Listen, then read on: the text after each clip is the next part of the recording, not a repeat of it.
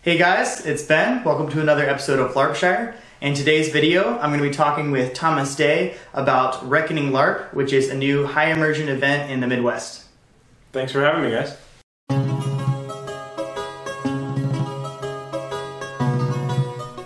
Alright, so to start out with, if you had to make a quick elevator pitch, what is Reckoning LARP? Reckoning LARP is a game where we introduce players to a new world with new cultures and mysteries and adventures. A little bit of fantasy, a lot of action, a lot of story, and your input and your actions get to change the world as it grows. So it's a full catering event to those who are fantasy and medieval enthusiasts. So for whoever is still watching, what's a fuller, a little bit longer summary of the event? So Reckoning LARP, kind of like I said in my quick pitch, is a mix of fantasy and action adventure. Players actually get to come to the event and choose one of 4 special cultures. Each of them have their own history, their religions, all kinds of things that you can explore. And then once you come and you've joined one of them, you get to unravel some of the mysteries and the fantasy of the world that involve all 4 of them together. Both their conflicts as well as their treaties, their resolutions, everything that you see in Game of Thrones, Lord of the Rings, anything like that that a lot of medieval enthusiasts enjoy, you'll get to see. We also have a mix of fantasy, so there are some spells that we get to use, rituals, a few elements of magic, as well as creatures and other surprises. There's also ticket options, so you'll be able to just come and have everything taken care of for you. This year we're actually including full catering in the entire event. So if you buy a ticket, catering is completely included.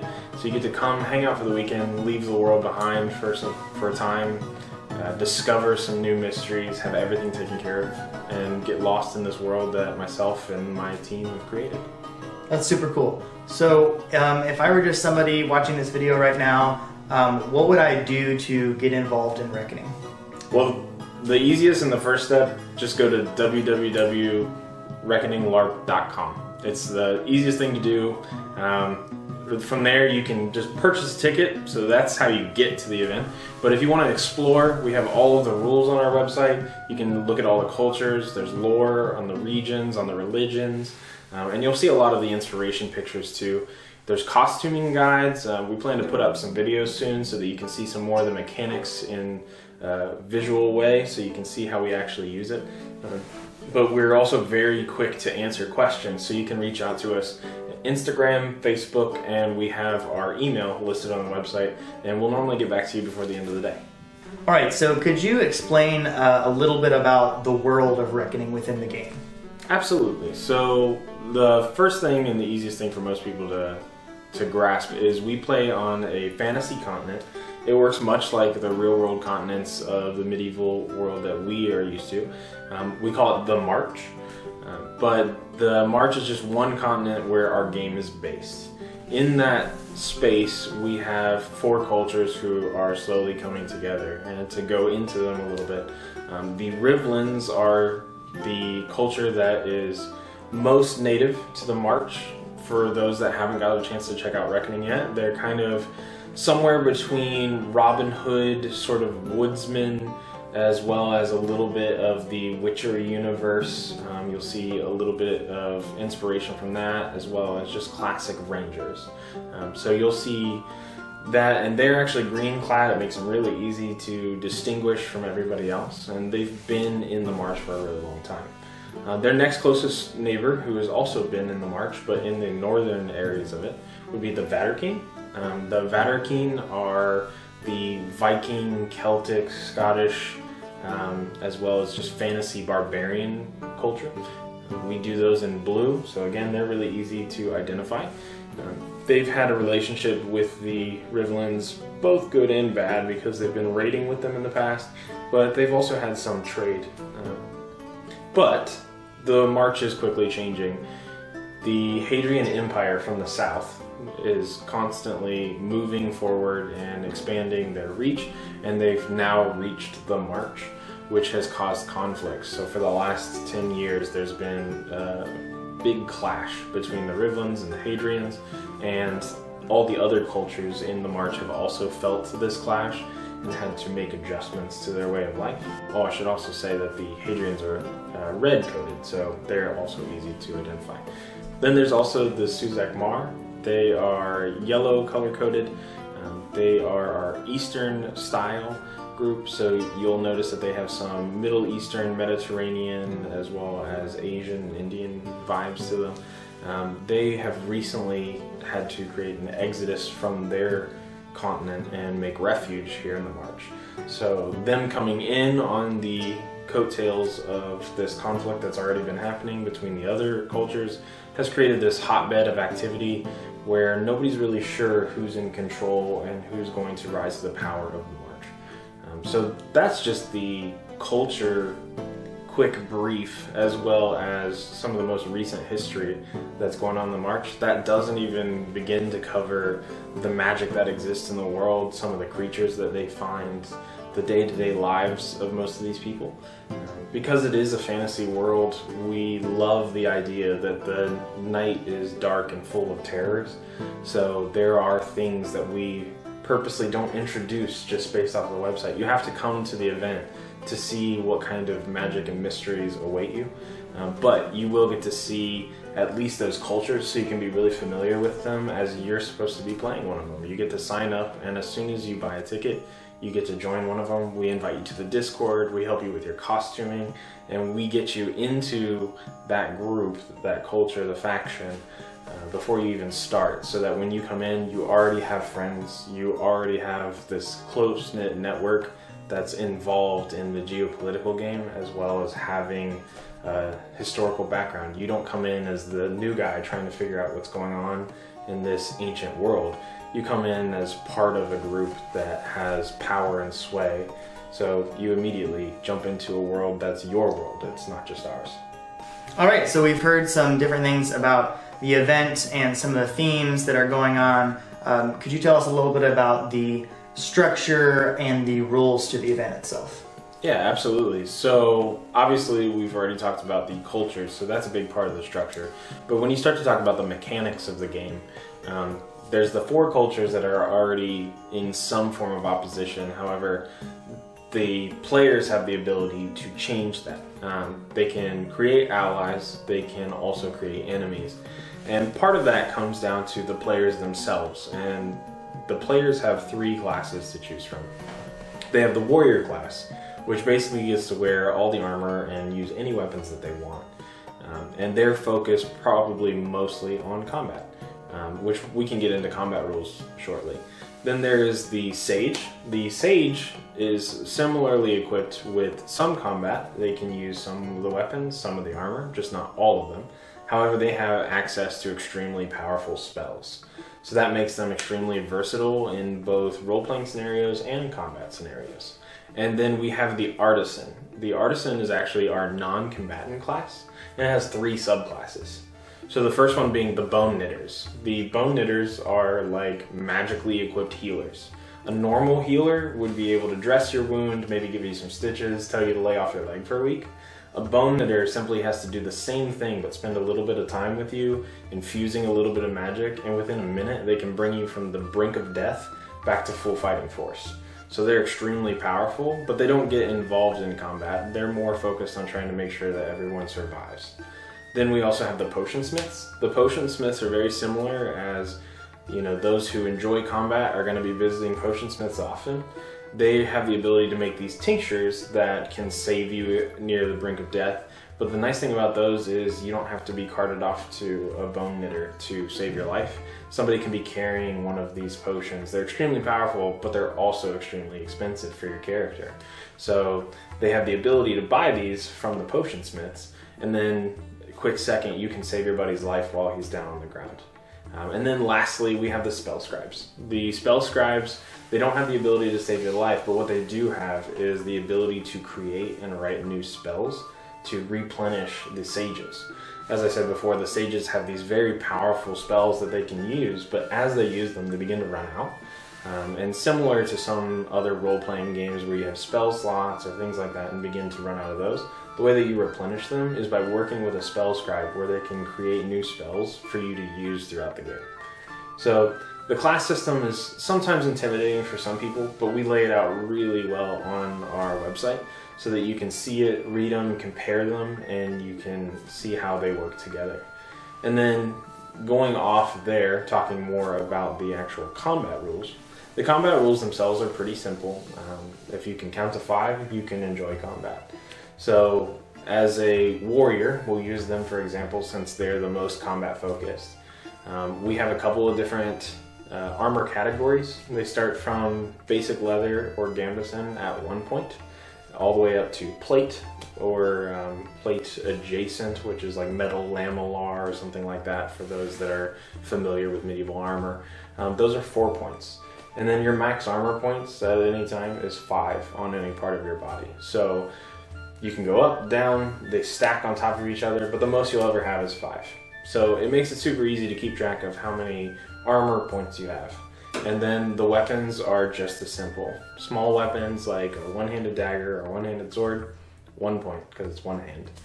And then two-handed weapons like a two-handed sword or a polearm, it's 2 hands, 2 points. Super easy to remember. The only one that is an outlier of that is archery, bow and arrow. Those are 3 points, and that's because they don't get their arrows back. Once they're gone, they're gone. So they're extremely deadly, but they also run out of ammo. So what happens is when I hit you, assuming that you have 5 points of armor on your chest, if I hit you with an arrow, it takes 3 points of that armor away. So now you have 2 points of armor on your chest. If I hit you again, you're gonna die because that's 3 points and you don't have 3 points. So that's how that works. The good news about dying on the battlefield is that death is a choice in Reckoning. So your character becomes fatally wounded. You can choose to die, or you can wait for someone to help you over to a bone knitter, or for somebody to bring you over a potionsmith tincture.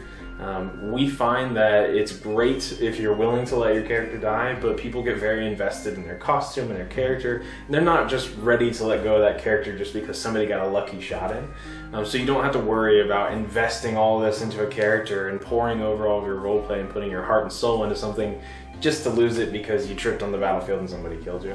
However, when you do allow your character to die, it creates this awesome drama. And to be honest, while the rules are important because we want to be fair, the rules are not meant to dictate the game. The rules are there for us to dictate actions you can take in the game. The game itself is meant to be guided by the players and their desire to change the world and roleplay together. So we see battle as a way of conflict resolution. And I know that sounds crazy because fighting isn't conflict resolution, but it is when you're put in a situation where the only way out of this is to fight your way out. And the result of that battle will sway where the story goes next. So that's really the only reason we even have combat rules, is because sometimes we put situations in front of the players that require them to fight their way out. But the actual rules of the combat aren't important. They're just there to make sure that everything's fair. So if you study the rules really well and you go in with the right intentions, even if you mess something up, we may just pull you aside, remind you what the rules are. It's super easy, and we are pretty lenient, especially with new players that come in. So don't let our rule set become daunting to you as you're reading it. Just remember that the whole goal there is to tell a really cool story together as a group and have a really good time. Awesome. So kind of following up on that, do you think that Reckoning is an event that someone could come to having no LARPing or role-playing experience before? Absolutely. To be honest, I actually didn't start LARPing until, now that I think about it, more like 6-ish years ago. I got into LARPing even though I had already been role-playing with things like Dungeons and Dragons, and I worked at a Renaissance festival for a time. I was used to playing roles, but the idea of having this fake combat with these foam weapons and armor was kind of alien to me, and I went to a game that had lots of rules, and I went and I thought, oh, I'll never figure this out. And it actually became very easy and second nature. And a lot of people are like, well, that's just who you are. You are already a fantasy nerd. You are already a role player. But the way that we've designed Reckoning is specifically to indoctrinate both new players as well as veterans. We immediately want to bring you in and get you into basically your culture, your club. We want you to get in, and so you'll immediately find fast friends with people who align with you both in the game mechanics and also just want to have a really good time with you. So immediately, as soon as you buy your ticket, we start to pull you in because we want to help you build your character. We want to help you build your kit. If you've never done anything like this before, we have 100 players that are willing to reach out and say, let me help you, let me help guide you. If you have any questions, like I said earlier, we are really good about answering quickly. I'm in the email box every day. I'm on the Instagram every day. I will always get back to you, even if I don't get back to you right away. A lot of times I'll message you back and say, give me just a minute here, I'm gonna send you some links.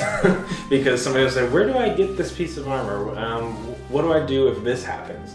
And even if I'm driving, I'll just, 1 sec, and I'll get back to you, because I wanna answer those questions and I wanna make it very easy for new players to come in.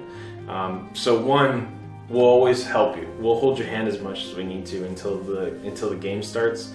Because we want you to come and we want you to try it out, because the last thing that we want is for you to be so intimidated by the whole process that you miss out on the fun.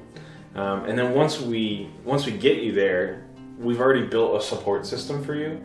So if at any time you're like, I don't know what's going on, you have 20 or 30 best friends already that are ready to be like, that's okay, we're gonna go find out together. And sometimes it's intentional. We put mysteries in front of you sometimes where you're not sure what's going on. But we don't leave you in the dark, and we always make it really clear what kind of options you can take. So think of it more like a choose your own adventure book, as opposed to just an open-faced journal where we're all writing just random ideas for a fantasy world.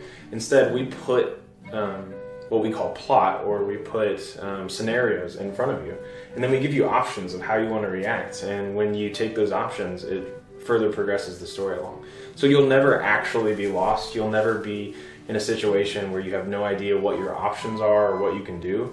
You'll always be in a position where not only do you know what your options are, but if at any moment you feel like you're not sure which one you should take, you already have a support system to lean back on and say, hey guys, we're part of the same culture. What do we think we should do?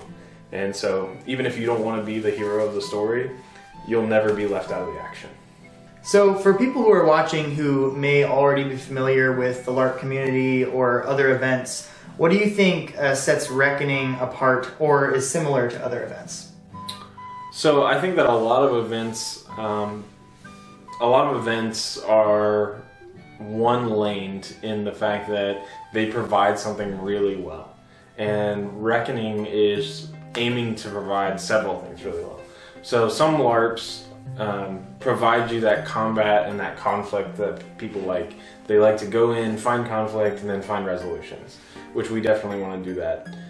There are other LARPs that provide you with a lot of story, and obviously that is one of our main goals. And then there's other LARPs that provide you with high immersion, and we want to provide that as well. So I would say that we're high immersion, story driven, lots of conflict and lots of opportunity for you to resolve it. But one of the biggest things that I think sets us apart is the ability that players have to do all those things by themselves. We put the scenarios in front of you, and then you get the opportunity to come in and change the world and make these things happen. And I think that while that exists in some other LARPs, you can't normally find the combination of all of these things at one place, and that's what we really aim to do. I really like that it sounds like there's going to be something for everybody, because there are so many facets to LARP. And, you know, like you say, some people are really into the combat, or some people are really into the storytelling and things like that. And that's one of my favorite parts of LARP, is that there are so many aspects to it. So it's really cool that Reckoning is going to try and tackle like a lot of those different things and be able to provide something for everybody. Yeah, that's definitely the goal, because like I said, there are great LARPs both around the world and here in the US that have really nailed out that thing that they're really good at and that they're really well known for. But there's not a lot of LARPs that find a nice balance between them, and that's a huge goal for us. Is we want people of all kinds to come together, because just like every scenario, the more people you get, the more diversity you have, and that creates a better, richer world for us to play in. So we've gotten to hear a lot about the event. So to ask you a couple questions about you, how did you come up with this idea and what drove you to create this huge event? Well, I don't know exactly when the idea took spark or ignited into flame. Reckoning was always something that was in the back of my mind. I've been a fantasy and medieval enthusiast forever, since I was a child. I think a lot of us, especially in our generation, remember when they were somewhere between 8 and 11 and they saw Lord of the Rings in theaters and changed your life. At least the medieval enthusiasts and fantasy nerds did. So I've always had this fascination of creating these cool fantasy world. Playing pretend was more than just pretend, running around in the woods. Every stick that I ever grabbed was a sword. So then to just kind of bring it into adulthood and how I started to actually take a step into the sphere of dressing and acting and role-playing in medieval settings. I think that a lot of adults eventually find themselves at a Ren fair at least once. I ended up at a Ren fair, loved it so much that we became season ticket holders, and we were going every weekend, and then it was both days every weekend, and then it was, we spend so much money here, we should just try to work here. And so then I ended up working there, and I enjoyed it so much that I was like, I'm gonna create a character, I will be a character at this thing. So then, started to form friends that I see all the time, and we're in character. And I'm an adult now, so of course I have to form some sort of adult social hobby. So I grabbed Dungeons and Dragons. So now I'm role-playing for fun, but I'm also going to these events and dressing up, so that was a really good time. And then I heard about another LARP, it's called Weekend Warrior. I heard about it as it was starting up, and I thought, oh, I'll give it a shot. So I decided to go. I went, and I really enjoyed myself. I put my foot forward, and I said, this is really cool, I would really like to get involved. And they said, okay, let's see what you can do. So then I actually ended up going and working with them for quite a while. Worked with them for several years, and then I kind of realized that while they were one of those games that had certain things that were nailed out pretty well, there were a lot of other things that I wanted to explore that I felt like we could add into the game. And because they were confident in the way that they had things running, they didn't want to go ahead and change everything, which I can understand. So I decided to go ahead and leave that, and that was basically after the 2019 event. And I had already been working on several things that I wanted to implement, and since they had said that they didn't really want to do that, I decided, well, let's go ahead and wrap this up into something else. So I took that, and then I started to explore other games and went to other places in the United States to see what players from other regions, like players from other types of games. I went to games that are, monthly events that are like club memberships, and then I also went to some of the larger games that have big followings that are kind of faction-based, similarly to where I started. And then I went to some that were just kind of free-for-all. You show up, it's a lot of fighting, a lot of just having a good time at the end of the evening, no real story, anything like that. And they all were a lot of fun, but they all had their own thing that made them fun. They didn't have everything. And some of them I liked more, some of them I liked less. But obviously, there were players from each one who loved them for what they were.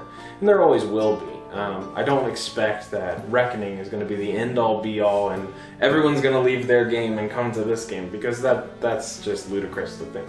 But what I did see was that there was a lot of people out there that would love to add one thing to their game that another game has, and their game isn't that interested in changing. And that's perfectly fine. I totally get it. Their game is doing great without it. But if I can offer a game that has both of those things there, then they're likely to come and join and have a good time with us. And I saw that opportunity, and then being the Dungeons and Dragons nerd that I am, and having every RPG that's ever existed on console, I played so many games where I've gotten to dive into fantasy worlds that were created by masters, but either in television, movies, video games have been amazing, and then books like, you know, Lord of the Rings, Game of Thrones, Wheel of Time, just these classics that you could really dive into and find the history for. I'm a nerd at heart, so I enjoy world building. I'm a DM for Dungeons and Dragons, so I love making scenarios and worlds and building them for people to enjoy. And so then as I'm coming up with these scenarios and other things that I want to introduce as mechanics for people to get to enjoy, I built a world around it. And kind of like how Tolkien, you know, came up with a really cool language and then built a world.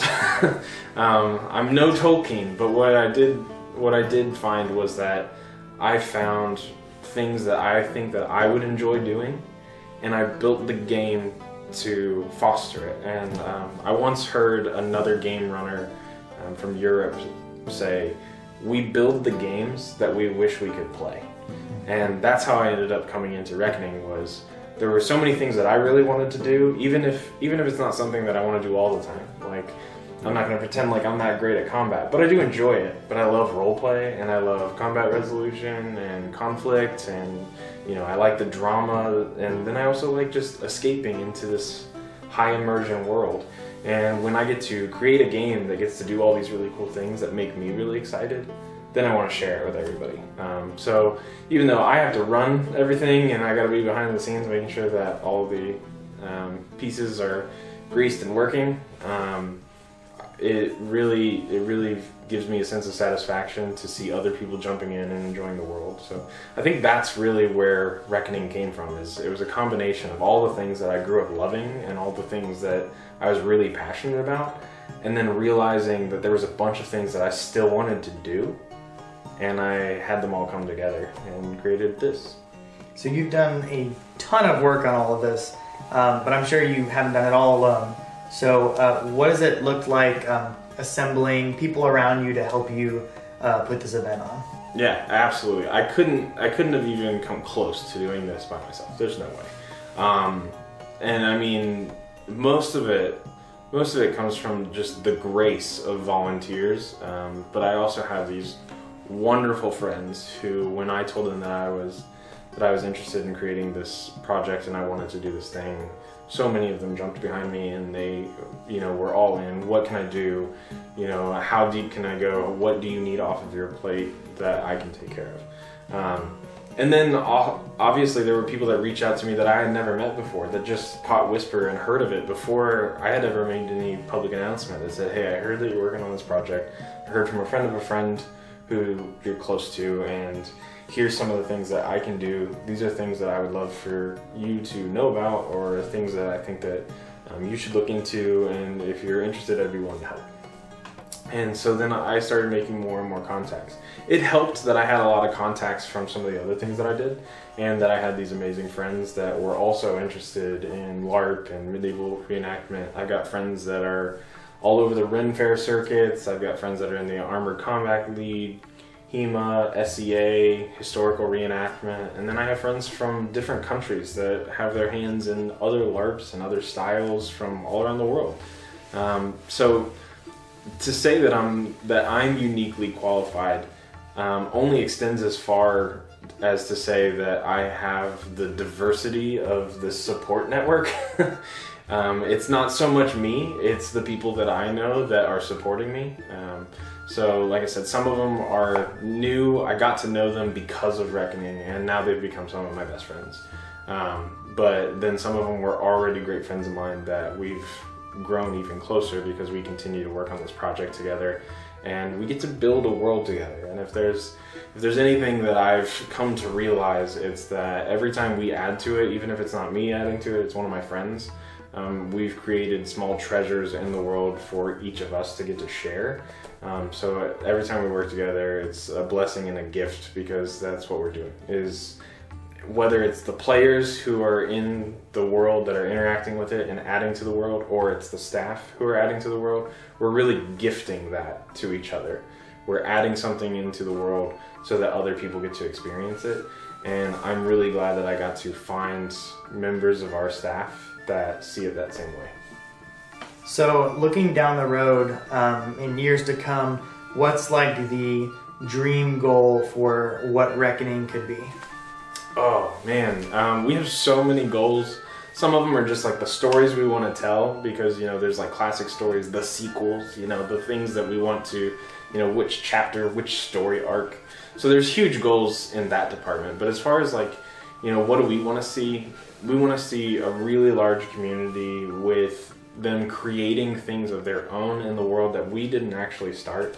You know, I've had players reach out to me about guilds, you know, things that they want to do. I never even thought of it.